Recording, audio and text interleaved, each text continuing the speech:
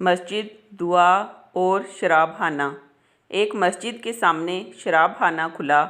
مسجد میں نمازی ہر نماز پر اس کاروبار کی ناکامی کے لیے دعا کرتے۔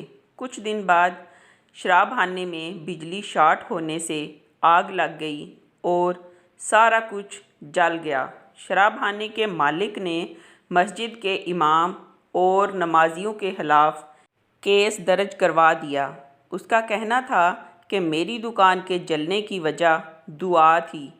مسجد کے امام اور نمازیوں نے اس بات سے انکار کیا کہ آگ ان کی بد دعا کی وجہ سے لگی ہے۔